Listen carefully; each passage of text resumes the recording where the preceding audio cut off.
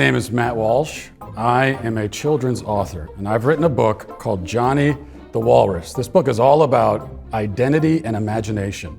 I'm Johnny the Walrus, he said with a roar. The wood floor's my ocean. The carpet's my shore. He's swimming around like a walrus. Isn't that silly?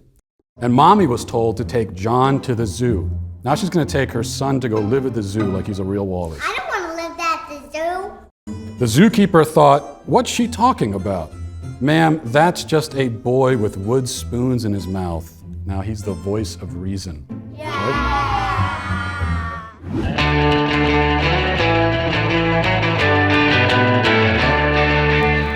Out of all the headlines to come out of the events of this past weekend, this is surely my favorite. From The Independent, it reads, right-wing blogger launches GoFundMe for AOC's Puerto Rico grandmother in latest personal attack. Actually, let me correct myself. That's not my favorite headline of the weekend. It's my favorite headline possibly of all time. And I feel that way even though it misgenders me as a blogger, which I'm not, by the way. Not anymore. I launched a GoFundMe campaign to repair and save Abuela's home. If AOC is not going to help her family members and is going to wait around for the government to fix the problem, then I felt it had fallen to me to do what AOC would not or could not do. The fundraiser marched on. I wasn't doing this for personal accolades. I was only partially doing it for personal accolades. Mainly, it was about saving Abuela's home, and we made stunning progress in that regard in the space of just a few hours. Many prominent people in right-wing media, including all of the hosts here at the Daily Wire, as well as Steven Crowder and Dave Rubin and others, all joined the effort. And in this space of 10 hours, get this, we raised $100,000 in 10 hours. We were arguably the most successful charity troll campaign of all time. It also might have been the only charity troll campaign of all time.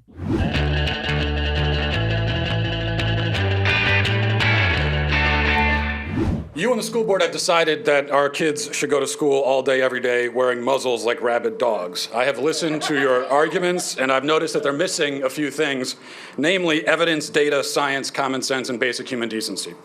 You've presented no facts at all, so let me do that now. Here they are. COVID poses almost no risk to our kids at all. 4.2 million children have tested positive for COVID. A total of 0.008% of them have died. What about the flu? The CDC estimates that 480 kids died from the flu in the 2018-2019 season. That's more than have died from COVID in a year and a half. Now, did anyone on this board suggest at any point that year that kids wear masks? Did anyone in this room suggest that at any point anyone wear masks for flu, which again is more dangerous to kids than COVID? That's a fact. Now, do any of you know what sort of psychological damage we do to children by forcing them to cover their faces?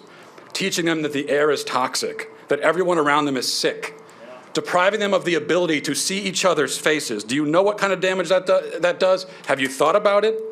Have you wondered about the health effects of forcing kids to breathe through sweat and spit and dirt-soaked rags every single day? Are you sure that there are no health risks? Do you know what the effect is on children developmentally if they're not able to read each other's facial cues? What about learning to read and they can't see the teacher enunciating the words? What does it do to a child's developing immune system if he has to wear a mask all day, every day? You're satisfied to place this burden on children anyway, and why? It's not to keep them safe, they are safe. It's not to keep the adults safe, they can all get vaccinated if they want. No, you do it to make yourselves feel better and to protect yourselves politically. The child's mask is a symbolic security blanket for you, not them. It's a disgrace and you should all be ashamed. Thank you for your time.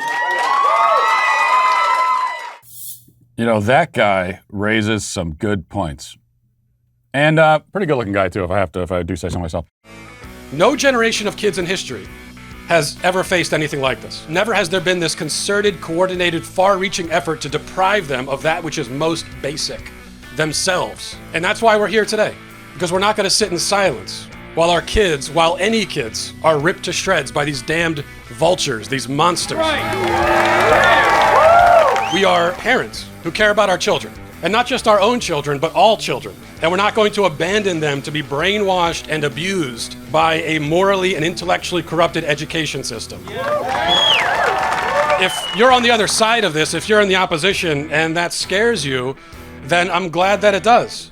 If we have you worried, then good, you should be, because we're not going away. That's not going to happen.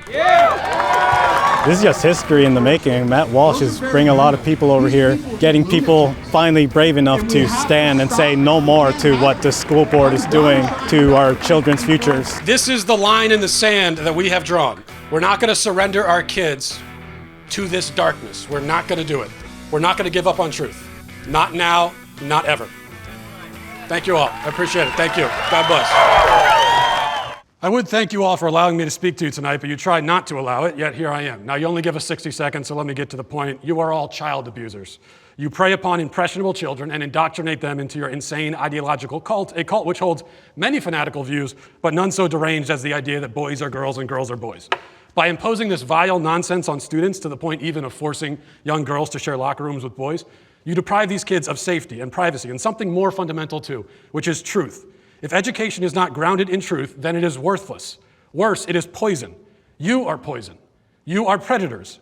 I can see why you try to stop us from speaking. You know that your ideas are indefensible. You silence the opposing side because you have no argument. You can only hide under your beds like pathetic little gutless cowards hoping we shut up and go away. But we won't. I promise you that. Thank you for your time, and I'll talk to you again very, very soon.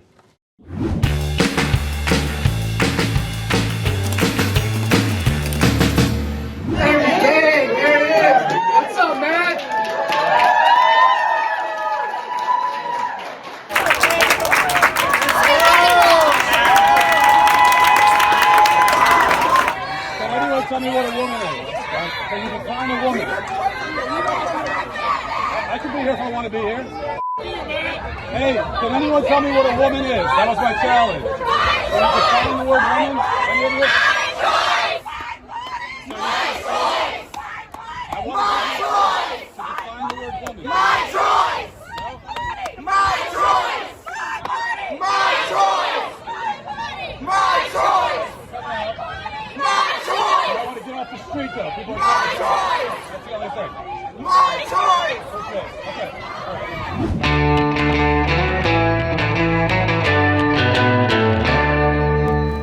So please, everyone, stop walking around in public looking like hideous, unbathed ogres.